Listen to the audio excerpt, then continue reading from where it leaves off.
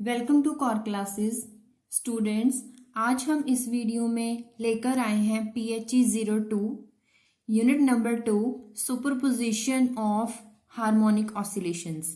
इसको हमने last video में ही स्टार्ट कर दिया था, जिसमें हमने सिर्फ एक टाइप की ऑसिलेशन, एक टाइप का मतलब सिर्फ एक ही ऑसिलेशन, एक तरह की ऑसिलेशंस के बारे में हमने पढ़ा।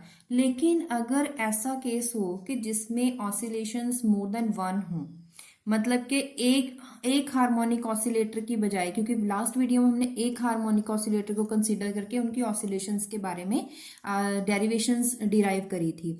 लेकिन अगर एक की बजाय ज्यादा हार्मोनिक ऑसिलेटर्स हों और वो भी कोलिनियर हो, उसे बोलते हैं सुपरपोजिशन।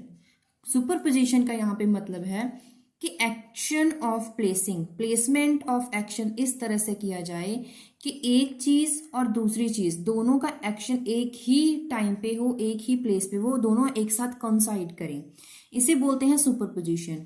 तो हम यहाँ इस वीडियो में ये पढ़ने वाले हैं कि अगर जो हार्मोनिक ऑसिलेटर हो, दो कोलिनियर हार्मोनिक ऑसिलेटर आ जाएं, वो दोनों एक ही साथ ऑसिलेशंस प्रोड्यूस करें, तो हम उन दोनों को सेपरेटली कैसे समझेंगे कि कौन सी ऑसिलेशन किस ऑसिलेटर की है, कौन सी ऑसिलेशन दूसरे ऑसिलेटर की है, या फिर उनके रिगार्डिंग एंगुलर फ्रीक्वेंसी क्या होगी, टाइम पीरियड क्या होगा, उसके रिगार्डिंग एम्पलीट्यूड क्या होगा, कोई ज्यादा होगा या कम होगा, या फिर कैसे वो वेरी करेगा, ये हम पढ़ने जा रहे हैं इस वीडियो में।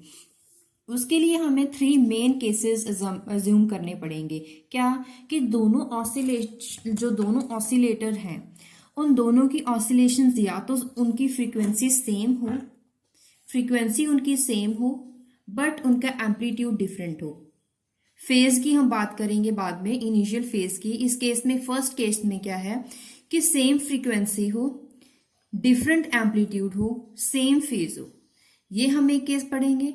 उसके बाद दूसरा केस पढ़ेंगे कि ऑसिलेशंस का एम्पलीट्यूड सेम हो बट फ्रीक्वेंसी डिफरेंट हो। या फिर तीसरा केस कि दोनों ही टर्म इक्वल ना हो, दोनों ही टर्म डिफर करें। ये 3 केसेस में हम डिराइव करेंगे कि कैसा उनका बिहेवियर होगा। सबसे पहला केस ले लेते हैं, collinear oscillations of the same frequency but different amplitude and same initial phase. क्योंकि हम सिंपल हार्मोनिक ऑसिलेशंस की बात कर रहे हैं, तो हमें सिंपल हार्मोनिक मोशन के रिगार्डिंग डिस्प्लेसमेंट सबसे पहले लिखनी होगी। तो वो डिस्प्लेसमेंट क्या है, x t is equal to A cos A. मतलब हमने यहाँ पे ए क्यों लिखा है, क्योंकि यहाँ पे हम मान के चल रहे हैं कि जो सबसे पहले हम डिस्प्लेसमेंट के बारे में समझते हैं कि एक्चुअल में जो लास्ट वीडियो में हमने जो पढ़ा है सिंपल हार्मोनिक मोशन के लिए, वो डिस्प्लेसमेंट इक्वेशन क्या है, वो है x t is equal to A cos omega naught T plus 5 which is given by 1। ये जस्ट रिमाइंड के लिए है, रिवीजन के हमने लास्ट वीडियो में क्या करा, जिसमें जो ए है that is amplitude, omega naught frequency and phi is initial phase.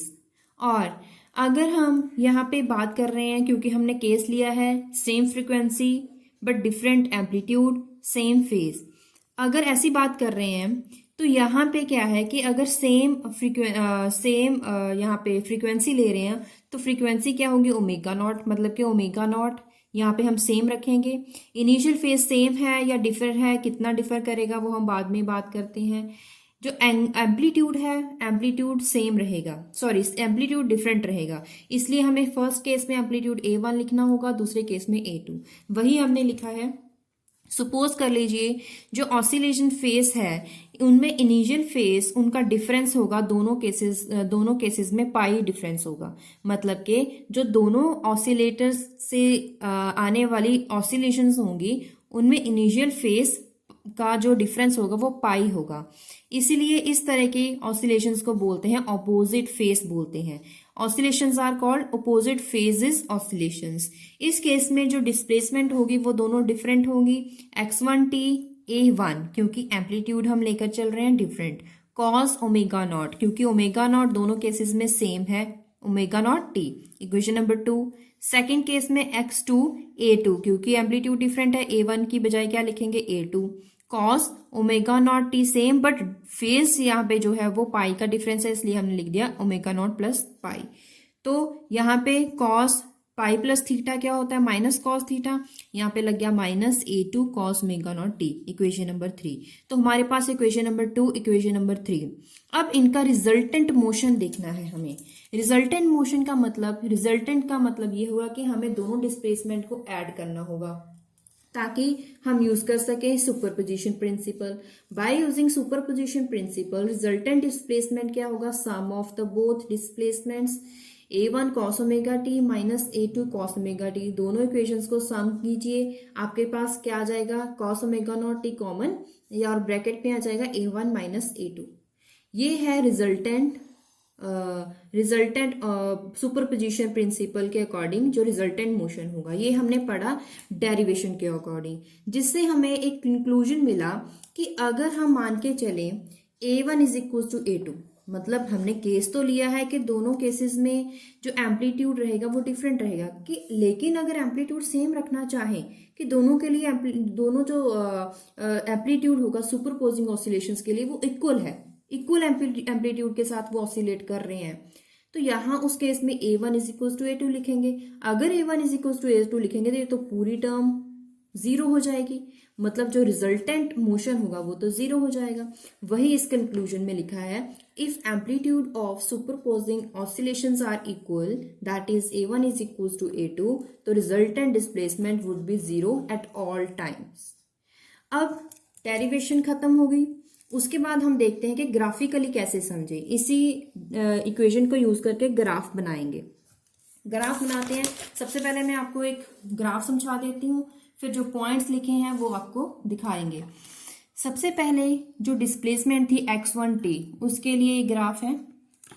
जो ये ग्राफ है x1t के लिए जो ग्राफ है उसमें अगर आप देखेंगे तो वहां पे जो उसकी इक्वेशन थी वो थी A1 cos omega T, A1 cos omega naught T, cos 1 मतलब कि पॉजिटिव टर्म थी, तो पॉजिटिव टर्म के साथ देखिए ये स्टार्ट हुई है और ऑसिलेट कर रही है, जिसके वजह से हमें इस तरह का ग्राफ मिलता है, जिसमें this is given by the phase and this is height, this is the amplitude.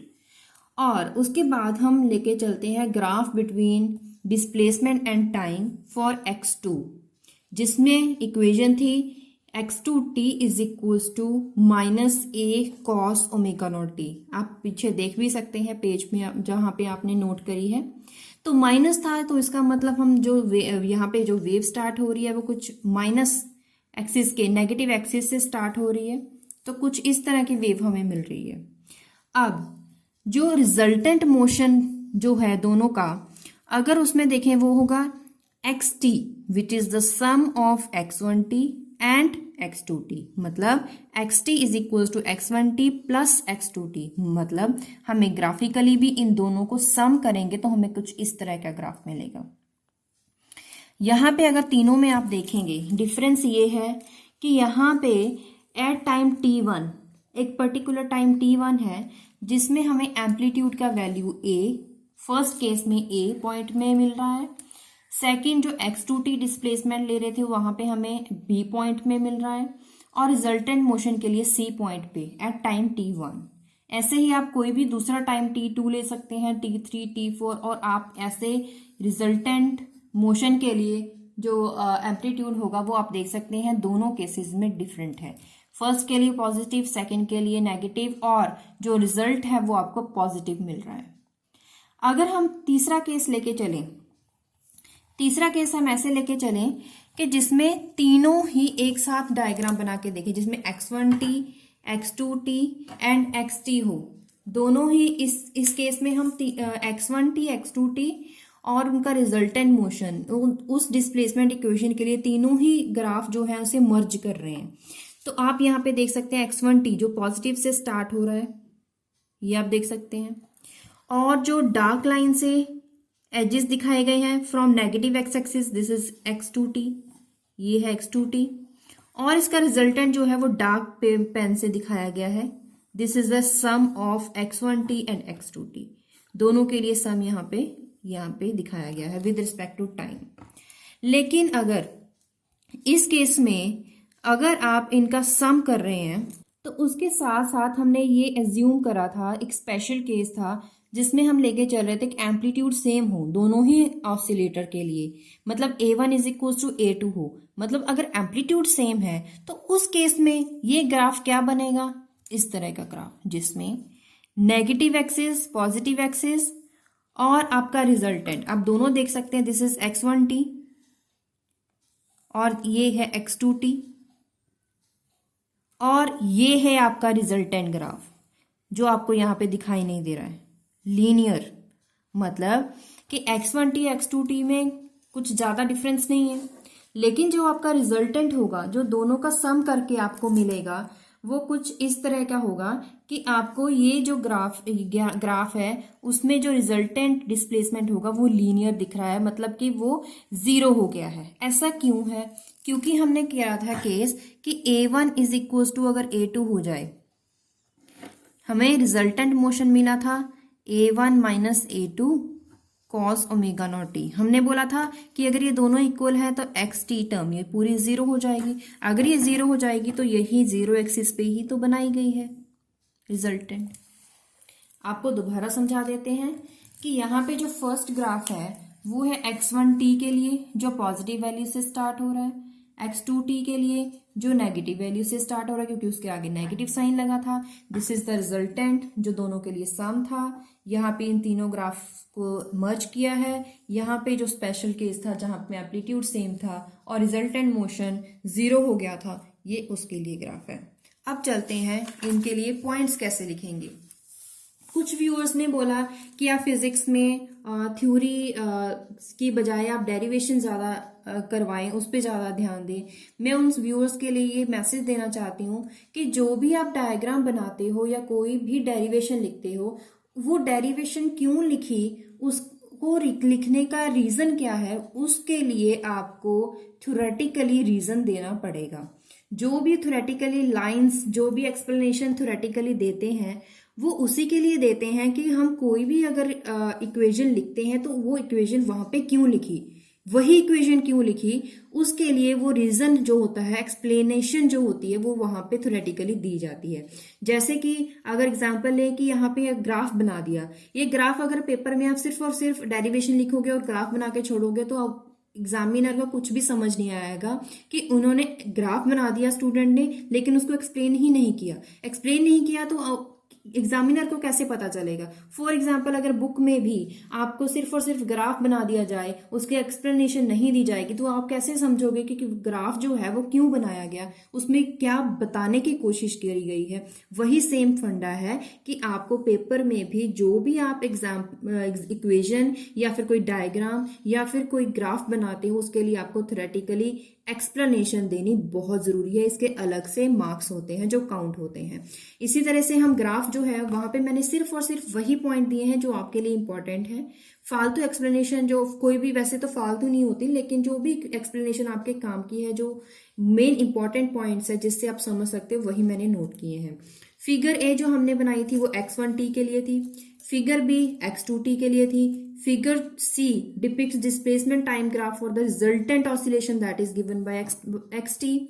जो xt ऑब्टेन करी गई थी वो पॉइंट आपने देखे थे a प्लस b दोनों को जोड़ा था, जहां पे आपको उसी लाइन के अकॉर्डिंग आपको c पॉइंट मिला था।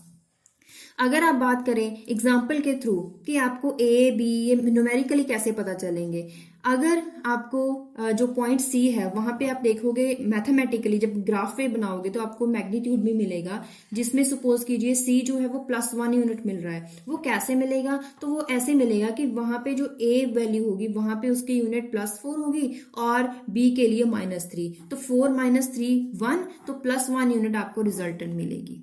ये ग्राफिकली आप ज्यादा इजीली समझेंगे जब आप ग्राफिकली बनाएंगे पॉइंट टू पॉइंट। उसके बाद जो फिगर डी थी वो तीनों डिस्प्लेसमेंट एक साथ लिखी थी on the same graph. Figure ई क्या थी? सुपरपोजिशन प्रिंसिपल, जहां पे आपने केस लिया था A1 is equal to A2। In this case value of resultant displacement is along x axis which means that resultant displacement of the oscillator is 0 at all times. जो भी आपने theoretically समझा था, डेरिवेशन के साथ समझा था, वही आपको सेम ग्राफ के साथ मिला। जिससे ग्राफिकली हम इसलिए बनाते हैं ताकि जो डेरिवेशन है उसे थ्योरेटिकली उसे वैलिड प्रूव किया जा सके। नेक्स्ट केस ले लेते हैं। जो प्रीवियस केस था उसमें हमने लिया था एम्पलीट्यूड डिफरेंट हो, फ्रीक्वेंसी सेम हो। यहाँ पे ले रहे हैं फ्रीक्वेंसी सेम है, डिफरेंट एम्पलीट्यूड है, बट उसके साथ साथ इनिशियल फेज भी डिफरेंट है। अगर एम्पलीट्यूड डिफरेंट है तो फर्स्ट ऑसिलेशन के लिए सपोज कीजिए A1 है, सेकंड के लिए एम्पलीट्यूड A2 है। इनिशियल फेज भी डिफरेंट है क्योंकि वो φ1 है, φ2 है, लेकिन यहाँ पे सेम फ्रीक्वेंसी लेंगे, पिछली तरह के सेम फ्रीक्वेंसी, तो यहाँ पे ओमेगा नॉट ही यूज करेंगे। तो x1t क्या हो जाएगा, A1 क्योंकि different amplitude, cos omega naught T plus φ1, क्यों यहाँ पे जो फेज है वो डिफरेंट ले रहे हैं, जो डिफरेंट फेज यूज कर रहे हैं, इसलिए हमें φ1 φ2 लेना पड़ेगा। पिछले केस में हमने फाई लिया था, सेम इनिशियल फेज, यहाँ पे हमें डिफरेंट लिया है φ1 φ2। तो पिछले केस से इस केस में सिर्फ यही डिफरेंस है, पिछले केस में जो इनिशियल फेज था वो हम सेम ले रहे थे, जिसको हम फाई के साथ ही लिख रहे थे, लेकिन इस केस में इनिशियल फेज डिफरेंट है। तो चलिए आगे चलते हैं। हमें क्या करना है, अभी रिजल्टेंट सुपरपोजिशन प्रिंसिपल लगाएंगे, दोनों का सम करेंगे तो आपके पास एक फॉर्मूला आएगा। यहाँ पे ये फॉर्मूला और ये फॉर्मूला अगर आप देखेंगे +2 में, अगर आप +2 क्लास में को रिमाइंड करें मैथमेटिक्स, तो आपको याद आएगा कि ये फॉर्मूला है cos a प्लस बी के लिए, this is cos a plus B. तो फॉर्मूला आपको याद होगा, cos a प्लस बी के लिए है cos a cos b minus sin a sin b, cos a minus b के लिए है cos a cos b plus sin a sin b। अगर यहाँ पे प्लस है तो आंसर में माइनस लगता है, अगर माइनस हो तो आंसर में प्लस लगता है, अगर आपको याद हो तो यही हम यहाँ पे अप्लाई करेंगे। xt is equal to a1 as it is, cos a, this is a, omega naught यहाँ पे a है, φ1 यहाँ पे b है, cos a cos b minus sin a sin b हो गया। अब यहाँ पे इसके लिए a2 cos a cos b minus sin a sin b, ठीक है। अब इन टर्म्स में कॉफिशिएंट्स को कलेक्ट करेंगे, कौन से coefficients, cos omega naught t का and sine omega naught t के कॉफिशिएंट्स कलेक्ट करें, मतलब कि यहाँ पे जो भी कॉमन है वो कॉमन निकालें, मेन ये कहने का ये मतलब है। तो यहाँ पे cos ओमेगा नॉट टी यहाँ इस केस में है और इस केस में, फर्स्ट और थर्ड, यहाँ पे cos ओमेगा नॉट टी अगर आप कॉमन निकालोगे तो आपके पास ये टर्म बचेगी, a1 cos φ1, इस केस में a1 cos φ2। ऐसे ही सेकंड केस में साइन ओमेगा टी कॉमन निकालेंगे, आपको ये सेकंड और फोर्थ केस में आपको ये मिलेगा, दिस इज इक्वेशन नंबर 3। अब इन तीनों केसेस में, इसी केस में जो इक्वेशन नंबर 3 है, इसको हम न्यू कॉन्स्टेंट्स के साथ लिखेंगे। कौन सा, जैसे कि ये जो है ये सिर्फ सिंप्लीफिकेशन के लिए, ताकि इतनी लंबी इक्वेशन को थोड़ा सिंप्लीफाई किया जा सके। तो यहाँ पे जो ये फर्स्ट ब्रैकेट है इसको लिख सकते हैं a cos डेल्टा, यहाँ पे नया एंगल आ गया cos डेल्टा, और इसको लिख सकते हैं a sin डेल्टा। तो यहाँ पे इन दोनों ब्रैकेट्स को सब्स्टिट्यूट करा cos delta a sin delta के साथ। तो अगर इस फॉर्मूले को आप देखें, ये कौन सा फॉर्मूला बना, cos a cos b minus sin a sin b। तो किसका फॉर्मूला होता है, cos a cos b minus sin a sin b किसका होता है, cos a प्लस b का। तो ये फॉर्मूला बन गया cos a plus b, a common था तो बाहर लिख दिया, दिस इज इक्वेशन नंबर 6 होगी। अब हमें रिजल्टेंट मोशन में क्या रिजल्ट मिला, रिजल्टेंट मोशन इज हार्मोनिक, क्योंकि जो इक्वेशन 6 आई है वो it is a simple harmonic motion, it is a harmonic motion equation actually. Resultant motion is harmonic and its amplitude and initial phase are different from those of superposing oscillations। Graph आप बनाएंगे, first graph जो x1t के लिए same है, x2t के लिए negative sign के साथ, रिजल्टेंट आपको मिल रहा सेम वैसे ही ग्राफ आपको मिलेगा जैसे कि आपने फर्स्ट केस में एज्यूम करा था, बस यहाँ पे फेज का डिफरेंस है। अब इसके लिए जो एम्पलीट्यूड और इनिशियल फेज हमने बनाए थे उसके लिए अगर वैल्यू फाइंड करें तो कैसे, क्योंकि हमने इन दोनों टर्म्स को a cos delta a sin delta लिखा था, केस यहाँ तक खत्म हो गया। लेकिन अगर उसके साथ साथ एम्पलीट्यूड जो हमने एज्यूम करे थे नए टर्म्स के साथ, उसको भी अगर सॉल्व करना चाहें, वो सोल्यूशन यहाँ पे अब नेक्स्ट पढ़ेंगे।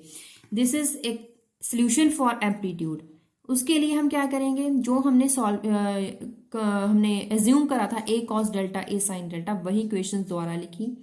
उसके बाद दोनों को स्क्वेयरिंग करिए, दोनों को इक्वेशन को ऐड कर दीजिए, दोनों का स्क्वायर करेंगे, ऐड करेंगे, यहाँ पे क्या आ जाएगा a plus B whole square formula, a square plus B square plus 2ab। उसके बाद इस यहाँ पे भी a plus B whole square, a square plus B square plus 2ab which is equal to, इन दोनों का स्क्वायर करेंगे a square cos square theta delta, यहाँ पे आ जाएगा plus A square sine square delta. उसके बाद यहाँ पे देखेंगे आप ये केस और ये केस, मैंने पेन के साथ भी बनाया है, ये दोनों केस देखेंगे। यहाँ पे a1 स्क्वायर कॉमन है और ब्रैकेट में क्या आएगा, sine square five one sine cos square five one. यहाँ पे कंडीशन कौन सी बन गई, sine square theta plus cos square theta which is equal to 1। तो यहाँ पे सिर्फ और सिर्फ क्या टर्म बचेगी, a1 स्क्वायर लिख दी। उसके बाद ये टर्म ले लिए सेकेंड और ये ले लीजिए। यहाँ पे a2 स्क्वायर कॉमन है, ब्रैकेट में क्या आएगा, sine square five two cos square five two. तो वही फॉर्मूला लगेगा, cos square theta plus sine square theta is equal to 1।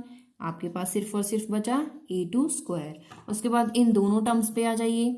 यहाँ पे अगर आप देखेंगे ये जो फॉर्मूला यहाँ पे 2a1 a2 कॉमन निकाले तो आपके पास ब्रैकेट में बचेगा cos five one cos five two plus sine five one sine five two. मतलब ये फॉर्मूला बन गया cos a cos b plus sine A sine B. तो ये कौन सा फॉर्मूला होता है, cos a minus B, cos a minus B is equals to, यहाँ पे a स्क्वायर कॉमन, सेंटर में क्या बचा, cos square theta plus sine square theta which is equal to 1। यहाँ पे आ गया a स्क्वायर। यहाँ पे आप ये जो a है this is amplitude, square left side जाएगा रूट बन जाएगा, this is the solution for amplitude. अब उसके बाद हमें फाइंड करना था इनिशियल फेज के लिए। इनिशियल फेज के लिए आपको क्या करना पड़ेगा, इन दोनों टर्म्स को डिवाइड कर दीजिए, 2/1 साइन बाय कॉस क्या आ जाएगा, टेंजेंट थीटा, ए और ए कैंसिल आउट हो जाएगा, टेंजेंट डेल्टा, देखिए यहाँ पे टेंजेंट डेल्टा, बाकी ये लेफ्ट हैंड साइड वाली टर्म डिवाइड होगी। जो टेंजेंट है दूसरी तरफ गया tangent inverse bracket. This is the solution for initial phase which is given by equation number 4। तो हमने एम्पलीट्यूड इनिशियल फेज दोनों के लिए सोल्यूशन निकाल लिया। अब जैसे पिछली बार हमने करा था, केस एज्यूम करा था a1 is equal to a2, इस केस में भी करेंगे। अगर a1 is equal to a2 हो, मतलब जो एम्पलीट्यूड हो for the superposed oscillations if they are equal, then उस केस में क्या होगा, जो हमने फॉर्मूला निकाला था इक्वेशन नंबर, जो एम्पलीट्यूड के लिए हमने सोल्यूशन निकाला था वही सोल्यूशन यूज करिए। इसमें a1 is equal to a2 करेंगे, लेकिन उसको सॉल्व करने से पहले आप इस इक्वेशन को कैसे सॉल्व करें, यहाँ पे स्क्वायर कर दीजिए दोनों तरफ तो रूट खत्म हो जाएगा, यहाँ पे स्क्वायर आ जाएगा।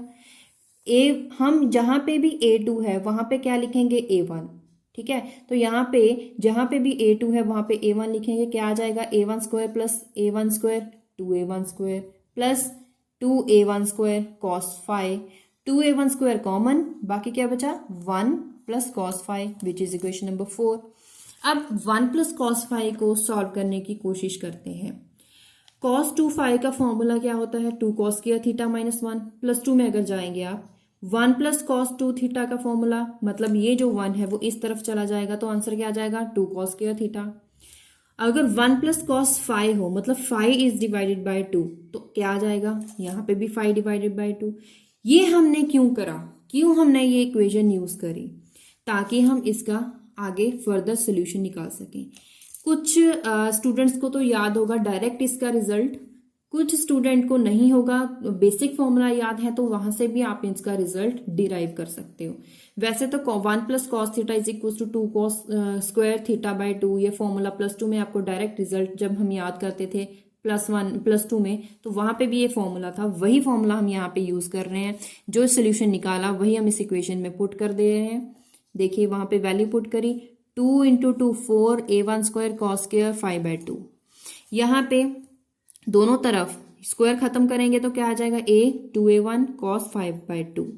यहाँ पे जो 5 है वो क्या है, 5(1 - 5(2)।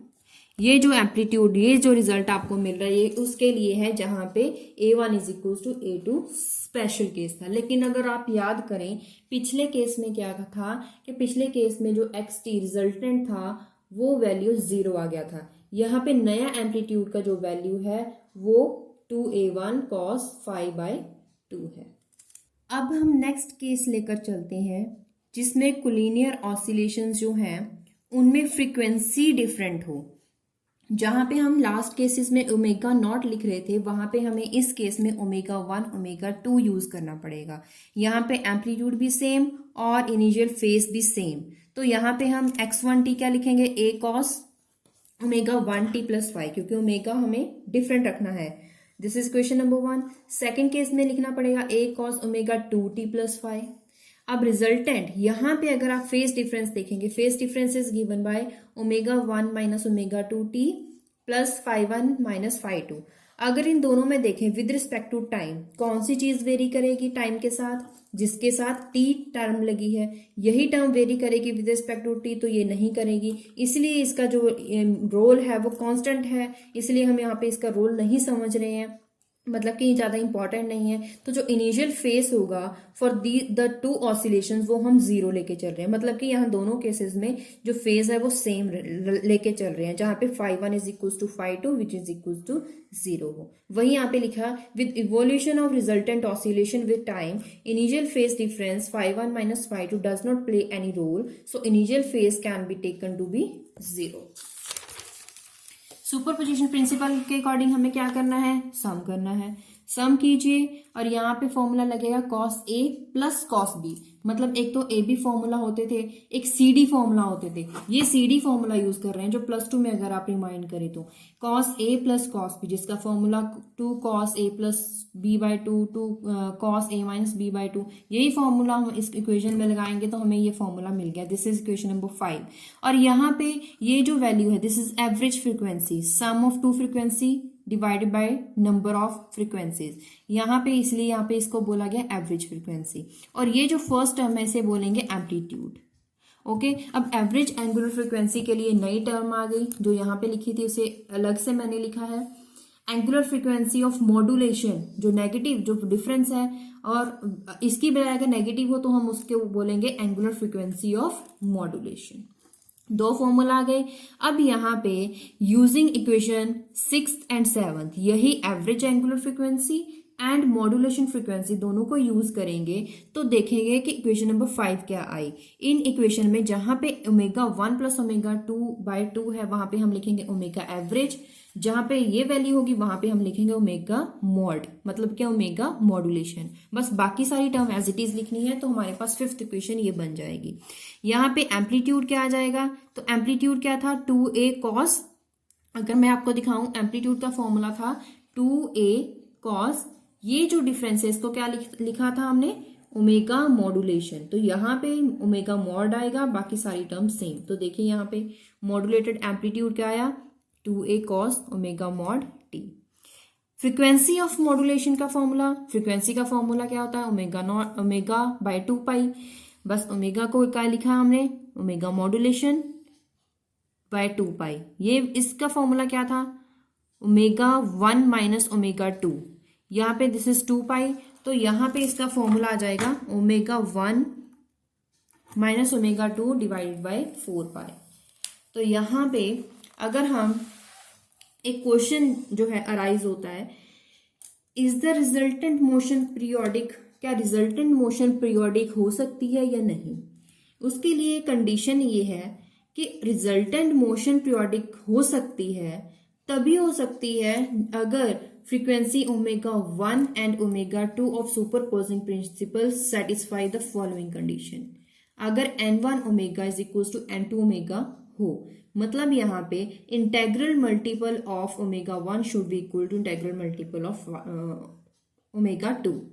यहाँ पे n1 n2 कोई भी इंटीजर हो सकते हैं, मतलब कि अगर इनको मल्टीप्लाई किया जाए किसी इंटीजर के साथ तब भी इनकी वैल्यू सेम आए।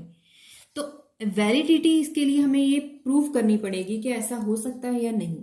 वैलिडिटी प्रूव करने के लिए हम देखते हैं कि इनका एम्पलीट्यूड का वैल्यू क्या है।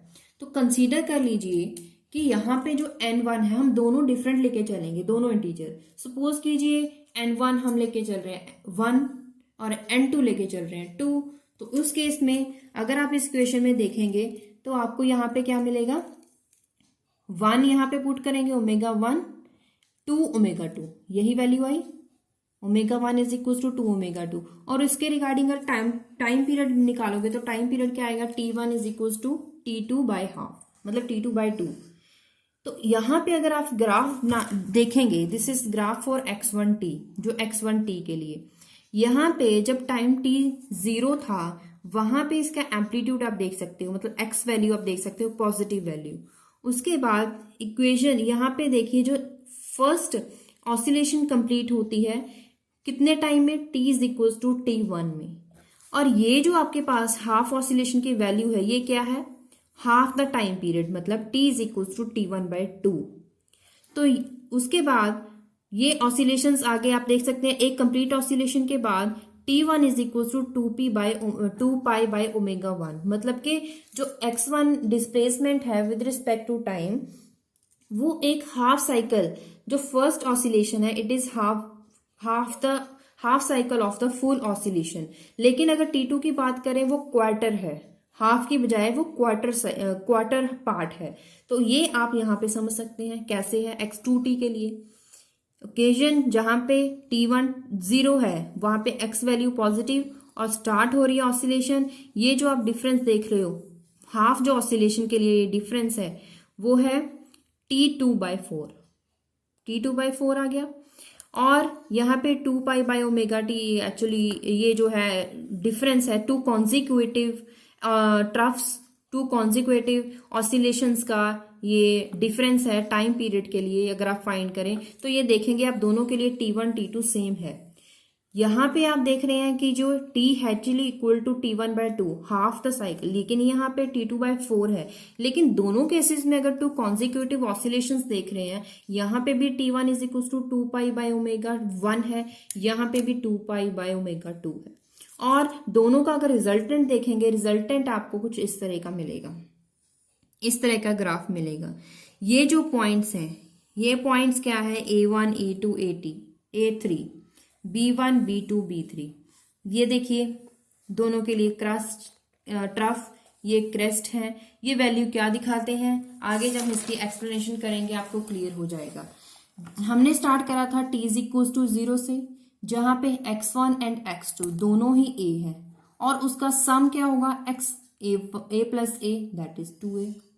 अब टाइम ले रहे हैं t1 is equal to t1/2 and t2/4।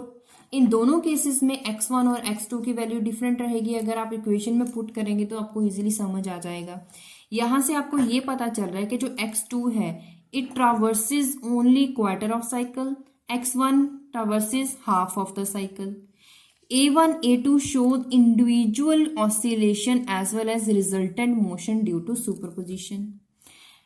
T1 is equals to T1 हो तो x1 is equals to A, क्योंकि x1 x2 दोनों ही A है। तो जहां पे t is equals to T1 time पे x1 A हो जाएगा, वहां पे एक ऑसिलेशन कंप्लीट हो जाती है। बट दूसरे के लिए अगर आप देखेंगे 3t/2 या 3t2/4 अगर केस लेके चलते हैं, मतलब कि अगर आप आगे फर्दर ऑसिलेशंस करवाएंगे तो वहां पे x1 फिर से -a हो जाएगा, x2 फिर से 0 हो जाएगा, जिससे आपको ये पता चल रहा है कि x1 is equal to -a है, which is different from the value of x at t0। मतलब अगर आप इन केसेस को डिफाइन कर रहे हैं फर्दर, अब आप टाइम 3t/2 या 3t/4 की बजाय अब आप नेक्स्ट ऑसिलेशंस में लेके चल रहे हैं t is equal to 2t1 which is and t2। एक बारी जो t1 है वो कितना होगा, 2t1, और t is equal to t2, दोनों ही कंडीशन साथ साथ लेके चल रहे हैं। तो उन केसेस में x1 भी a, x2 भी a और x2 2a। ये तो वही कंडीशन हो गई जो हमने सबसे पहले एज्यूम करी थी। सबसे पहले हमने फाइंड करी थी t0 के लिए, जहां दोनों में x1 भी a था, x2 भी a था और इसका रिजल्टेंट 2a था। वही कंडीशन हमने लास्ट में समझी है कि लास्ट में भी वही कंडीशन हमें मिल रही है, जिसमें दोनों ही oscillations, x1 completes 2 oscillation but x2 completes 1 oscillation only. ये थोड़ा सा डिफरेंस है। बोथ हैव सेम डिस्प्लेसमेंट, वो आपको यहां से समझ आएगा। जहां पे एक सिर्फ 2 ऑसिलेशंस कंप्लीट कर रहा है, वहां पे जो x1 है वो एक ही ऑसिलेशन कंप्लीट कर रहा है। तो सॉरी, जो x1 है, मैंने शायद उल्टा बोल दिया, जो x1 है वो 2 ऑसिलेशंस करता है, लेकिन x2 सिर्फ एक ही ऑसिलेशन कंप्लीट करता है। इसीलिए हमें जो रिजल्टेंट ग्राफ मिला था, थर्ड ग्राफ, वो थोड़ा इसी के बेसिस पे था।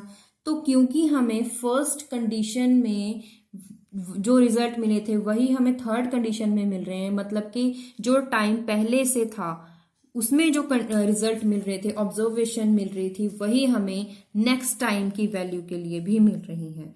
मतलब ये एट पर्टिकुलर टाइम के बाद जो ऑसिलेशंस हैं वो रिपीट हो रही हैं, इसी को तो ही बोलते हैं पीरियोडिक। तो इसका मतलब ये मोशंस पीरियोडिक हैं और उसके साथ साथ x1 भी a है, x2 भी a है, at is equal to t0 and sum उसका t2 है। इसका मतलब ये कंडीशन फुलफिल होती है। ये सिर्फ एक बीच में क्वेश्चन था जिसको एक्सप्लेन करना जरूरी था, लेकिन हम जो बात कर रहे थे वो थी कंडीशंस कि सेम फ्रीक्वेंसी हो बट डिफरेंट एम्पलीट्यूड हो। दूसरा केस लिया था सेम जो फ्रीक्वेंसी है वो सेम हो लेकिन वहां पे फेज डिफरेंस हो। तीसरा केस हमने लिया था कि फ्रीक्वेंसी जो है वो डिफरेंट हो, फ्रीक्वेंसी ही डिफरेंट हो। अब लास्ट केस लेके चल रहे हैं जहां पे हमने केस स्टडी किया था, थर्ड केस लिया था, वो था two collinear oscillations with unequal frequencies, unequal amplitude, दोनों ही टर्म सेम ना हो। तो इस केस में एंगुलर फ्रीक्वेंसी भी क्योंकि डिफरेंट है तो हमें ओमेगा 1 ओमेगा 2 लेके चलनी पड़ेगी, एम्पलीट्यूड भी डिफरेंट है तो A1 A2 लेके चलना पड़ेगा। तो यहाँ पे हमने, लेकिन फेस डिफरेंस कोई नहीं है तो डिस्प्लेसमेंट क्या लेके चलेंगे, resultant displacement A modulated cos omega t plus five की बजाय यहाँ पे हम एंगल लेके चल रहे हैं थीटा मॉड्यूलेशन। तो यहाँ पे हम मॉड्यूलेशन ऑन एवरेज वैल्यूज को यहाँ पे कंसीडर कर रहे हैं। तो यहाँ पे एम्पलीट्यूड क्या होगा, सेम वही जो बाकी केसेस में होता है, लेकिन यहाँ पे जो फ्रीक्वेंसी है वो होगी मॉड्यूलेशन फ्रीक्वेंसी और theta is given by omega, यहाँ पे मॉड्यूलेशन यूज करना पड़ेगा, where omega mod and omega average value is given by these two values. अब इस केस से कंक्लूजन जो हमें स्पेशल केस हम लेते हैं वो था A1 is equal to A2, यही स्पेशल केस था। अगर A1 is equal to A2 लेके चल रहे हैं तो आप देखिए इक्वेशन नंबर 3, इक्वेशन नंबर 3 है A1 is equal to A2 लेंगे तो ये तो टर्म जीरो हो जाएगी, tangent inverse 0 is equal to 0, तो थीटा मॉड्यूलेशन तो 0 हो जाएगा, मतलब यहाँ पे जो इक्वेशन नंबर 3 है वो वैनिश हो जाएगी। अब लेके चलते हैं एम्पलीट्यूड पर। जैसे हमने फेज के लिए निकाला है थीटा वैल्यू, वैसे ही हम एम्पलीट्यूड पे अप्लाई करेंगे। एम्पलीट्यूड में क्योंकि केस ये था जहां पे 2 cos 2 थीटा था वहां पे हम लेके चलेंगे 2 cos square minus 1, 2 cos square theta minus 1। यहाँ पे इस इक्वेशन में हम इसे थोड़ा ओपन करके लिखेंगे और कुछ terms cancel out, 1 is cancel out by 1, तो आप इसका रूट लेंगे तो आपके पास एक रिजल्ट मिलेगा, वो होगा 2a cos omega modulation t। ये सेम एम्पलीट्यूड वही है जो हमने फर्स्ट केस में पढ़ा था, वो था 2a cos omega t, omega naught t। तो यहाँ पे ये वही वैल्यू है। तो इस modulation equation put the a value and theta value in equation number 1। कौन सी इक्वेशन नंबर, यहाँ पे क्या करा था हमने, पहले थीटा पे अप्लाई किया A1 is equal to A2, फिर एम्पलीट्यूड में अप्लाई करा, जो इन दोनों की वैल्यूज थी वो हमें रिजल्टेंट में पुट करेंगे। क्यों, क्योंकि हमें इसी पे ऑब्जर्व कर रहे हैं कि जो रिजल्टेंट मोशन होगा वो इस केस में क्या होगा। तो इसके लिए हमें ये कंडीशन दोनों पे अप्लाई करें फिर इसमें पुट करेंगे। अगर पुट करेंगे तो हमारे पास ये रिजल्ट आएगा, क्योंकि उस केस में थीटा 0 है, बाकी टर्म ये बचती है। इसका मतलब ये है कि जो रिजल्ट है these results reduces to result obtained, कौन सा, जहां पे हम सुपर पोजिशन यूज कर रहे थे जिसमें एम्पलीट्यूड भी सेम था बट फ्रीक्वेंसी डिफरेंट थी, वही कंडीशन हमें यहाँ पे मिली है। और equation number 1, resultant oscillation is periodic but not simple harmonic because amplitude varies with time, क्योंकि सिंपल हार्मोनिक मोशन के लिए एम्पलीट्यूड उतना ही रहता है, सेम रहता है, जितना क्रेस्ट का हाइट होता है उतना ही ट्रफ के लिए डेप्थ होती है। लेकिन यहाँ पे एम्पलीट्यूड भी डिफरेंट है, एक केस में A1 है दूसरे केस में A2, तो हम इसको सिंपल हार्मोनिक तो नहीं मानेंगे, लेकिन ये पीरियोडिक है, एक पर्टिकुलर टाइम के बाद ही अपने आप को रिपीट करती है। तो हमने क्या देखा, हमने 3 केसेस लिए थे जिसमें एक हमने केस और ऐड कर दिया था। अगर आप रिवाइज करें तो अगर शुरू से लेके चलें तो हमें 3 केसेस थे हमारे पास, same frequency, different amplitude, same phase. Second case same, हमने लिया था same frequency different amplitude but different phase. अगला case same amplitude different frequency. अगला केस दोनों ही टर्म सेम ना हो। तो इन दोनों टर्म्स में एक्चुअल में क्या करना था, x1t निकालनी, फिर x2t निकालो, फिर दोनों का सम करो, ये था रिजल्टेंट मोशन, फिर उसे ग्राफिकली समझो। तो फर्स्ट केस में हमें रिजल्ट मिले थे जिसे हमने ग्राफिकली ये 4 ग्राफ बनाए थे, जिसमें हमने फर्स्ट x1t बनाया, फिर x2t बनाया, उसका रिजल्टेंट निकाला, फिर तीनों ग्राफ्स को मर्ज किया, फिर हमने वही special case a1 is equal to a2 के लिए ग्राफ बनाया। उसके बाद अगला हमने कंडीशन लिया था same frequency different amplitude. First case ही था, लेकिन वहां पे सेम फेज था, यहाँ पे डिफरेंट फेज है। वही x1t x2t लीजिए, सम कीजिए, फॉर्मूला अप्लाई कीजिए, उसके बाद ग्राफ बनाइए। लेकिन इस केस में हमने एम्पलीट्यूड और इनिशियल फेज को भी सॉल्व करा है, क्योंकि यहाँ पे एम्पलीट्यूड और इनिशियल फेज डिफरेंट थे, इसलिए हमें ये वैल्यू भी फाइंड करनी पड़ेगी। और स्पेशल केस फर्स्ट केस वाला ही a1 is equal to a2, अगर ये लेंगे तो उसके लिए आपको क्या करना पड़ेगा, एम्पलीट्यूड भी निकालिए और थीटा भी निकालिए। उसके बाद हमने लिया डिफरेंट फ्रिक्वेंसीज, फेज सेम हो, एम्पलीट्यूड सेम हो, लेकिन फ्रीक्वेंसी डिफरेंट हो। तो उसके लिए हमने x1 x2 निकाला, फिर दोनों का सम करा, फिर हमने फ्रीक्वेंसी और amplitude modulation frequency, amplitude value for modulation as well as average value ये फाइंड करा। उसके बाद एक क्वेश्चन आया था कि ये पीरियोडिक है या नहीं, जिसे हमने देखा, स्टडी किया, और हमने बाद में एक इक्वेशन जो थी वो वैलिड प्रूव करी कि ये वैलिड है। और लास्ट केस था जिसमें फ्रीक्वेंसी भी सेम नहीं थी, एम्पलीट्यूड भी सेम नहीं था, ω1 ω2 a1 a2 यूज करा।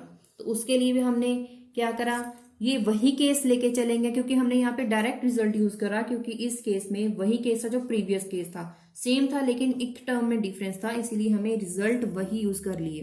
तो रिजल्ट वही यूज किए, तो यहाँ पे हमने इसका कंक्लूजन निकाला और ये देखा कि ये पिछले केस से मैच कर रहा है। उसके बाद हम आते हैं नेक्स्ट क्वेश्चन पे। जो आज हमने 3 कंडीशंस 3 केसेस पढ़ने थे वो हमने कंप्लीट किए। अब आते हैं क्वेश्चंस पे। Can we assume that resultant displacement is almost simple harmonic? क्या हम ये एज्यूम कर सकते हैं कि जो रिजल्टेंट ऑसिलेशन हो वो हार्मोनिक हो? अगर हैं, हो सकती हैं, तो वो कौन सी कंडीशंस हैं? तो हम इसके लिए क्या लेंगे, सबसे पहले एम्पलीट्यूड वैल्यू। इस केस में जो कॉस थीटा है, कॉस के लिए जो लिमिट्स होती हैं वो क्या वैल्यूज कहाँ से कहाँ तक लाई करती हैं, कोसाइन वैल्यूज +1 एंड -1 के बीच में। तो ये दोनों केसेस हम देखेंगे, क्योंकि हमें मिनिमम वैल्यू और मैक्सिमम वैल्यू देखनी है। तो वहां पे हम क्या करेंगे, मैक्सिमम वैल्यू के लिए हम कॉस थीटा जो होगी वो से 1 पुट करेंगे, मिनिमम के लिए -1 पुट करेंगे। तो वहां पे हमें जो भी कंडीशंस होंगी वो मिल जाएंगी। तो सबसे पहले हम इस कॉस थीटा जो है cos 2 ωt is equal to 1 put कर रहे हैं, जहां पे हम मैक्सिमम कंडीशन फाइंड करेंगे। तो इस केस में cos 1 कब होता है, जब cos 2n पाई हो, मतलब कि 2 पाई हो। तो cos is cancel out bye cos, तो हमारे पास बचा 2 ωt is equal to 2n पाई। और यहाँ पे जो ओमेगा मॉड्यूलेशन है उसकी वैल्यू क्या थी, ω1 - ω2/2। ये हमने पिछले सेक्शन में किया। यही वैल्यू हम इस इक्वेशन में पुट करेंगे, हमें क्या मिलेगा, ω1 - ω2t 2n पाई। उसके बाद एंगुलर फ्रीक्वेंसी, क्योंकि एंगुलर फ्रीक्वेंसी का फॉर्मूला क्या था, f इज इक्वल टू ω/2π, लेकिन ओमेगा की वैल्यू फिर क्या होगी, 2πf। वो इक्वेशन आप यहाँ पे पुट करेंगे। अगर यहाँ पे पुट करेंगे, यहाँ पे अगर आप इसे थोड़ा सा सॉल्व करके देखेंगे तो यहाँ पे क्या आ जाएगा, 2πf1 - 2πf2 t is equal to 2n pi. यहाँ पे 2π कॉमन, 2πf1 - f2 t, तो यहाँ पे 2π is cancel out by this 2π। तो आपको आंसर क्या मिलेगा, f1 - f2 t is equal to n। This is frequency. अब रिजल्टेंट एम्पलीट्यूड मैक्सिमम किस कंडीशन में होगा, आप कैसे करोगे, आप t की वैल्यूज पुट करते जाइए। यहाँ पे सबसे पहले आप पुट करेंगे 0 1 2 3 कॉरस्पॉन्डिंग टू n, तो आपको ये वैल्यू मिलती जाएंगी। अगर n 0 है तो क्या आपको टाइम t 0 के लिए क्या मिलेगा 1/f/2, मतलब यहाँ पे टाइम t 0 है तो time t 0 n is equal to 1 f1 minus f2, n2 के लिए, n3 के लिए, n4 के लिए, अप टू n वैल्यू के लिए। ये कंडीशन कौन सी है? फ्रीक्वेंसी कंडीशन, जहां पे ऑसिलेशन हार्मोनिक हो सकती है। This is the maximum condition. अब मिनिमम के लिए आपको क्या करना पड़ेगा? -1 वैल्यू पुट करेंगे, क्योंकि यहाँ पे कॉस्ट मिनिमम होता है। इसके लिए वही सब चीज, लेकिन कॉस्ट माइनस कब होता है? 2n+1 में, मतलब 0 पाई, मतलब कि cos 1 और cos 180 जो होता है, यहाँ पे अगर 0 पुट करोगे तो क्या आ जाएगा? cos pi is -1। तो यहाँ पे आपको n की बजाय 2n+1 लेना पड़ेगा, क्योंकि यहाँ पे ऑड वैल्यूज लेनी है। ओके, तो यहाँ पे इसी के बेसिस पे आपको क्या मिलेगा? n की बजाय जहां पे आपको 1 2 3 4 मिल रहा था, वहां पे आपको इस टर्म में क्या मिलेगा? 1 3 5। ओके, तो यहाँ पे हमने दोनों कंडीशंस फाइंड करी। उसके लिए यहाँ पे ग्राफ है। अगर आप ग्राफ देखेंगे तो यहाँ पे ग्राफ में आपको ये समझ आ जाएगा कि जो एम्पलीट्यूड, ये जो ग्राफ है, दिस इज दोनों ही रिजल्टेंट एम्पलीट्यूड के लिए है। The graph both are same, मतलब यहाँ पे जो ग्राफ है, फर्स्ट ग्राफ उसके लिए है जहां पे f1 माइनस f2, ये जो फ्रीक्वेंसी का डिफरेंस है वो ज्यादा हो, मतलब कि जहां पे f1 कम हो या f2 ज्यादा हो, या फिर f2 कम हो या f1 ज्यादा हो। मतलब कहने का मतलब ये है कि जो f1 माइनस f2 का डिफरेंस है वो वैल्यू बहुत ज्यादा हो, तो उस केस में ऐसा ग्राफ आपको मिलेगा। लेकिन अगर वही डिफरेंस अब कम हो या फिर f1 और f2 नियरली इक्वल हो, मतलब कि डिफरेंस जैसे कि बहुत ही कम हो डिफरेंस, तो उस केस में आपको इस तरह का ग्राफ मिलेगा। क्योंकि दोनों ही कंडीशन में, चाहे कॉस हम 1 ले रहे हैं चाहे -1 ले रहे हैं, दोनों में f1 माइनस f2 आ रहा था। तो f1 माइनस f2 का जो डिफरेंस है वो कम भी हो सकता है, ज्यादा भी हो सकता है। अगर वो डिफरेंस ज्यादा है तो आपको इस तरह का आपको ग्राफ मिलेगा, अगर वो डिफरेंस कम है तो आपको इस तरह का ग्राफ मिलेगा। तो कहने का मतलब ये है तो कि जो सिंपल हार्मोनिक मोशन के लिए आपको जो f1 और f2 का जो डिफरेंस है वो ज्यादा होना चाहिए। अब चलते हैं एक्सरसाइज पे। Two collinear in phase difference harmonic oscillations of amplitude A1 and A2, उनकी फ्रीक्वेंसी सेम है ओमेगा नॉट। मतलब आपको कौन सा कंडीशन लेना है? जहां पे एम्पलीट्यूड डिफरेंट है बट फ्रीक्वेंसी सेम है। तो show that their superposition give rise to harmonic oscillation A1 plus A2 mod. तो आपको क्या करना है? x1 लीजिए, x2 लीजिए, जिसमें ओमेगा नॉट सेम रखना है और एम्पलीट्यूड डिफरेंट रखना है, क्योंकि ये क्वेश्चन में बोला है। तो सुपरपोजिशन प्रिंसिपल लगाइए, दोनों का सम कीजिए, A1 प्लस A2 मिल रहा है। आपने ये प्रूफ कर दिया, लेकिन इसको लिखेंगे कैसे? अब यहाँ पे मॉड दिखाना जरूरी है। This result show that resultant displacement is very sinusoidally with time. It means superposition of two in phase harmonic oscillations give rise to harmonic oscillation. ये भी ठीक है। कोसाइन फॉर्मूला जो है, कोसाइन थीटा है, उसके लिए वैल्यू -1 भी होती है, +1 भी होती है। तो amplitude of resultant motion can be expressed as A1 minus A2 mod. क्यों? क्योंकि जो हमने रिजल्ट निकाला था उसमें तो ब्रैकेट है, इसमें मॉड कैसे? क्योंकि जो कॉस वैल्यू है वो माइनस भी हो सकती है। तो अगर यहाँ पे मॉड लगा दिया जाए तो उस कंडीशन में जो कॉस -1 भी होगा वो भी मॉड में सॉल्व आउट हो जाएगा, वो भी आपको पॉजिटिव वैल्यू मिलेगी। तो इसी केस में आपको यहाँ पे मॉड लगाना जरूरी है। तो यही तो हमें प्रूव करना था, A1 plus A2 mod. Prove कर दिया। अब नेक्स्ट क्वेश्चन में चलते हैं। Two collinear harmonic oscillations each of frequency omega naught, मतलब कि इस केस में भी फ्रीक्वेंसी सेम है और एम्पलीट्यूड डिफरेंट है, उसके साथ साथ इनिशियल फेज भी डिफरेंट है। ये सेकेंड केस आ गया। तो आपको शो करना है when two oscillations are superposed the amplitude of the resultant motion is equal to A1 plus A2। आपको ये प्रूव करना है कि उस केस में जो आपको रिजल्टेंट ऑसिलेशन मिलेगी वहां पे आपको ये वैल्यू प्रूव करनी है। If their phase difference φ1 minus φ2, जिस केस में φ1 माइनस φ2 की वैल्यू 2n पाई होनी चाहिए, उसके साथ साथ शो करेंगे। उसके बाद एक नेक्स्ट क्वेश्चन पूछा, what will be the value of resultant amplitude when this is the condition. तो सबसे पहले तो हम प्रूव करेंगे A1 प्लस A2। उसके लिए आपको क्या करना पड़ेगा, आपको एम्पलीट्यूड वही केस की लीजिए जिस केस में आपने करा था कि एम्पलीट्यूड डिफरेंट है, फ्रीक्वेंसी सेम है बट डिफरेंट फेज है। सेकेंड केस, उसी का एम्पलीट्यूड वैल्यू लिया। इस केस में हमें ये गिवन है कि φ1 माइनस φ2 2n पाई लेना है। तो इस केस में cos 1 वैल्यू तो 1 होती है, तो cos φ1 माइनस φ2 1, ये हमें मिला कंडीशन। तो इस केस में cos 1 कब होता है, जब थीटा 0 हो। इसका मतलब यहाँ पे हम क्या लेंगे, ये टर्म क्या आ जाएगी 1। अगर ये टर्म 1 है तो यहाँ पे पुट कर दीजिए, आपके पास मिलेगा A1 plus A2 2A1 A2। ये कौन सा फॉर्मूला है, A1 plus A2 whole square, मतलब A plus B whole square. यहाँ पे लेफ्ट साइड में क्या है, A स्क्वायर। तो ये सॉल्व आउट हुआ, आपके पास रिजल्टेंट एम्पलीट्यूड क्या आ गया, +1 plus minus A1 plus A2। तो यहाँ पे आप इसका पॉजिटिव वैल्यू लीजिए क्योंकि आपको यही शो करना है। नेगेटिव वैल्यू क्यों नहीं ले सकते, क्योंकि negative sign will lead to physically unrealistic result. Negative value के साथ आपको रियल वैल्यू नहीं मिलेगी, इमेजिनरी वैल्यू आ जाएगी, इसलिए हम यहाँ पे पॉजिटिव वैल्यू ले रहे हैं।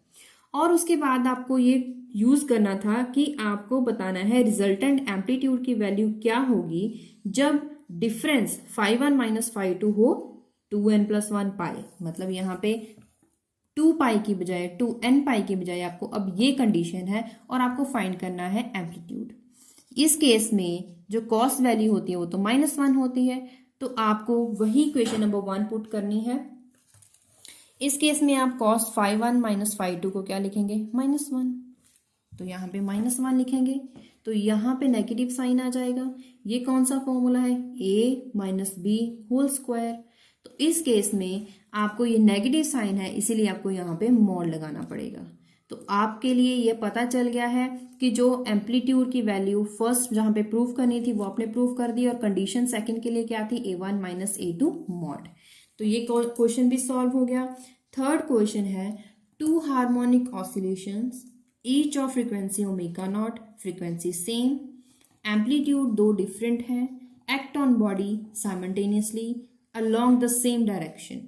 If the initial phase of the two oscillations are pi/2 का डिफरेंस है और 0 का डिफरेंस है, तो एम्पलीट्यूड फाइंड करें और फेज फाइंड करें। मतलब आपको A फाइंड करना है और डेल्टा फाइंड करना है। गिवन क्या है, A1 A2, फाई डिफरेंस सबसे पहले pi/2 यूज करें, फिर 0 यूज करें। अब A1 वैल्यू एम्पलीट्यूड का फॉर्मूला यूज करें, उसमें वैल्यूज पुट करें, क्योंकि सबसे पहले आपको लेना है cos pi/2। तो आप अगर सॉल्व करेंगे तो आपको रिजल्ट मिल जाएगा। मैंने आपको आगे डायरेक्ट आंसर लिख के दिया। डेल्टा एंगल, वही वैल्यूज पुट करें, आपको एंगल मिल जाएगा।